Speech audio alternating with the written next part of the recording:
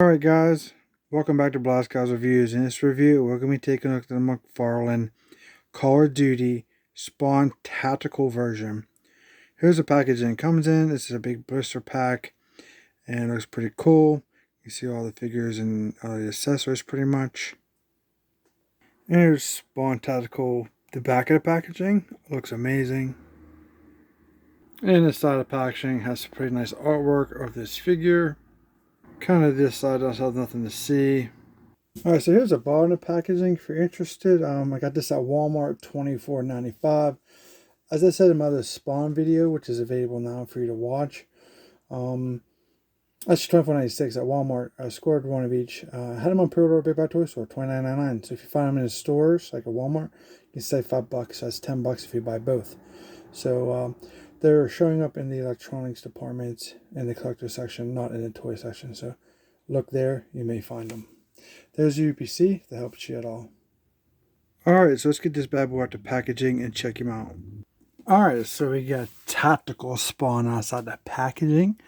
Let's take a quick look at him. Looks pretty good aesthetically. Not too bad. Now my first impression is outside the packaging is just like the other Spawn. The ankles are an issue. And in trying to get those to seat correctly, they're not as tight as they need to be to hold the figure up very well. Takes a little bit of finagling without a standing game to stand. And for some reason, probably because of the gear, I'm guessing, on Spawn, he is definitely top heavy. He wants to topple over. And having those, weaker ankles, well, that's a recipe for disaster. But anyway, let's check out the figure. We have pretty much, I think, almost the same buck as the Call of Duty Spawn version. I think that's good. Very creaky figure, nonetheless. For aesthetically, it's the Spawn head with the green eyes, same one as the other one. This time around, we do have a scarf around here with no cloak. The other Spawn had a soft goods, which is a comparison here in this video. But this is more plastic. And he has this pretty much the same buck with the overlays of this tactical vest. He's a heavy figure. The black tactical vest. We have the green over top with some of the, the pouches and the storage that he has with non-removable parts. There's a blade here that's just super flexible. It's not removable. Got a pad here in the front. I mean, there's a lot of detailing. There's a lot of black there, so it kind of clashes. You really don't appreciate what what you're getting there in sculpting wise. Here on the back, this could have been an amazing figure. We have some more of those curvature blades. It could have, obviously, it's just sculpted piece, nothing removable. If we had that, that definitely would have been amazing. Just having those extra blades and the one on the front. The arm has these shoulder pads. It's like a Spawn image here painted on. Then we have these gauntlets. Pretty nice. Again, just a bunch of black. And we have the same gauntlet on this arm. So I guess if you can see it or not, there's some scratches, some battle damage there on that one and on that one. And some studs, but no paint. So the lower level of the body, we do have two thigh pads. One, it has a pistol case, and you can store a pistol in there. Just pretty cool. We have some type of just something hanging down on the side. This thigh pad is just for aesthetic looks, a lot of sculpting, but no paint, no functionality. We have knee pads on this Spawn. These are removable. You can see that they move. These thigh pads, probably just like the ones from the other Spawn, are fixed here on the pad itself, but you can move. Well, yeah, you can move some of the straps. This one's super tight. I'm not sure what's going on with that one. This one here is also at fixed some point, maybe through a peg hole or something. The lower level Spawn this time around, he has some shorty combat boots. You can see just how wonky these ankles are. And you can see the separation here. The boot kind of gets unsightly. Kind of just too much of a gapage there. These are sculpted pieces on the figure. They do not move, so that tells me you're going to have some unsightliness there, if that bothers you. In the back, we did look at those little curved blades, but I like the strap, so it looks pretty good. All the tactical vest, I think it looks good. Very cool. Here's a look at him. Uh-oh. Man down. Spawn down. Alright, so articulation-wise, we'll do the best we can here without heating this thing up. Here's a ball peg. It does rotate around. You may be able to pop the head off. I'm not doing that because these are kind of hard to find. You might be able to take the scarf off. It looks like it moves. Not much back and forth because of the scarf. Arms on a ball peg. There are butterfly joints. These arms are loose like the other Spawn. The tolerances are not good on the arms. There's our butterfly joints. Double jointed elbows. Pretty decent. Probably going to have the same. We have the rotation here. And you know what? I can't tell because there's a joint there. Oh, this one has the in. This one has up and down. These are both innies. So no up and downs. They're both in like this, which is different from the other Spawn. I noticed here, this pad, look at this. If you actuate this joint, that frees itself kind of automatically from this hole right there. So you see that little peg. It kind of sits back. Did it break off? Nope. No, there's no hole there. Kind of just tucks itself. Ironic. Kind of just tucks itself there, I guess. I thought there was a peg on there. But, you know, it's kind of shaped under there to give it that laid down effect. But it's free flowing. That's kind of cool. There is some chest, abdomen articulation, but I'm not taking that vest off. And there's a waist swivel. The lower level legs, he can, because of all the gear, he can kind of sit. But it has a split effect, so you have to have a pretty big 112 scale or bigger vehicle to get him in. Splits, kind of okay, I guess. No drop down hips, no thigh swivel, double jointed knees are there. I'm not going to do that. Just know that they're there. I need to heat this guy up. Now the worst part of this figure, it's got to be the ankles. These do pivot down a knob. I gotta get that joint centered there somehow. That's creaking already makes me nervous. But you know, they pivot down, around, inside to side, up and down. Don't want to break this thing, so be very careful with that. Just know that the breaking points of these ankles is definitely present there. Alright, so let's take a look at those accessories that comes with.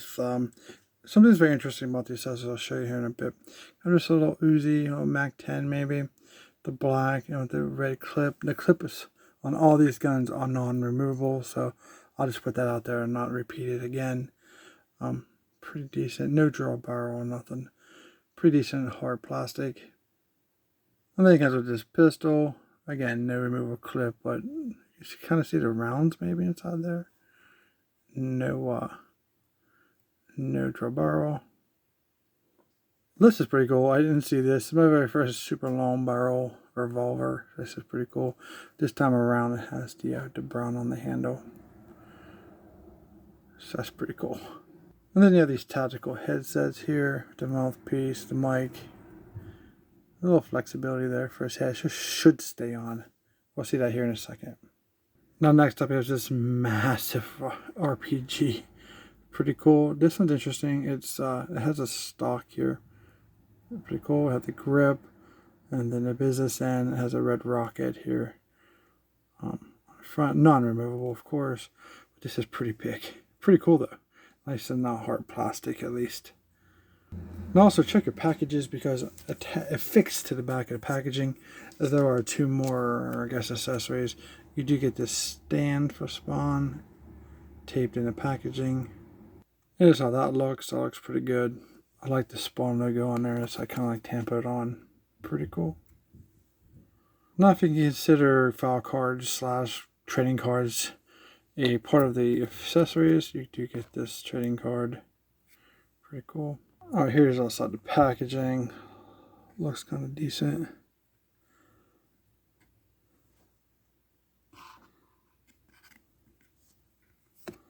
The back of it. If you want to pause and read that, you can.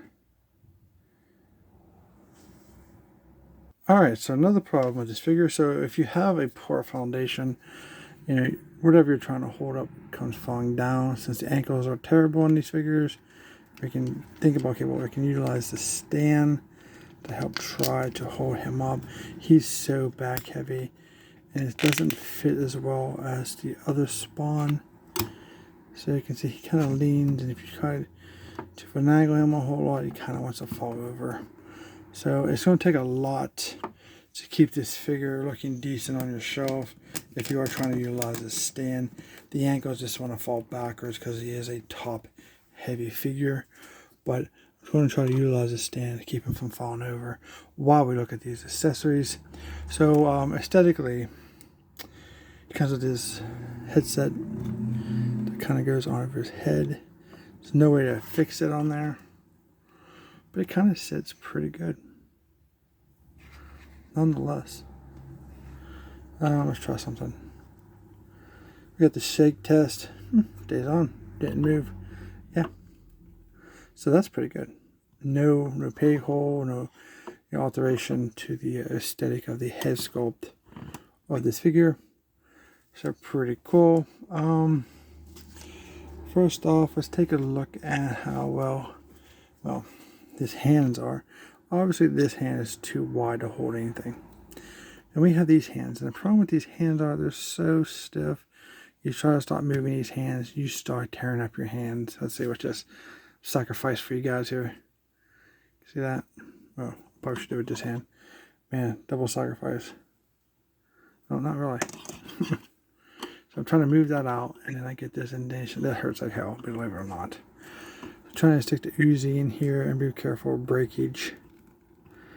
Man, is that tough. Maybe you can try heating it. I mean, oh, that's not bad. You can hold that Uzi pretty good. I do like that.